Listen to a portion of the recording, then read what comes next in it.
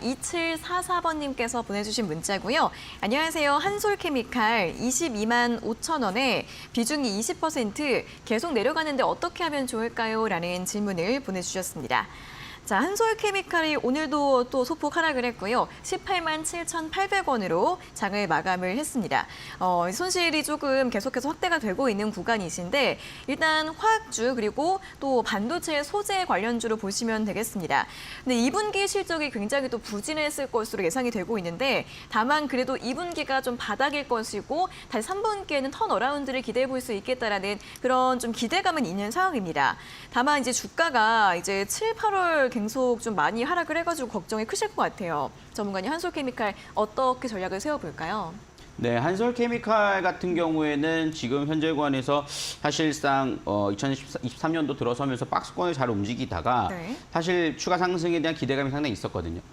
그럼에도 불구하고 재차 좀 실적에 대한 부진 우려감 때문에 상승해줘야 될 자리에서 좀 무너지는 모습들을 보였습니다. 그러다 보니까는 실망 매물들이 계속해서 이제 쏟아지면서 추가 하락세가 좀 이어진 상황이다라고 보실 수 있을 텐데요. 일단은 지금은 조금 당분간은 좀 더 오랜 기간 동안 좀 횡보를 할 것으로 예상을 합니다. 그래서 밑에 하단 자리까지에 대한 지지 여부를 확인해 보셔야 되겠고요.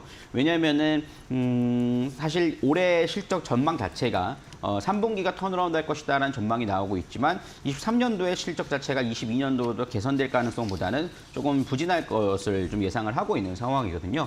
그러니까 실적 턴어라운드가 한다고 해서 모든 종목들이 다 상승하는 흐름들이 아니라 일단은 실적이 완전히 지난 작년보다 좋아지는 흐름들이 좀 보여줘야 되는 상황인데 지금 2분기 실적도 부진할 것으로 전망이 나오고 있죠. 그렇기 때문에 이 종목 같은 경우에는 사실 반도체 쪽이라든가 2차 전지 쪽에 대한 부분들이 둘 다 좀 걸려 있는 부분이다 보니까 어떻게 보면 모멘텀적으로는 상당히 좀 좋을 수는 있습니다. 그렇지만 조금 장기적인 관점에서 살펴보셔야 되겠고 말씀해 주신 대로 실적 턴어라운드가 이루어지면서 완전히 좀 개선세로 좀 가는 흐름들이 확인이 돼야 될 거예요. 그래서 그런 구간을 좀 겪어야만 좀 진행이 가능할 것이다라고 볼 수 있겠고요.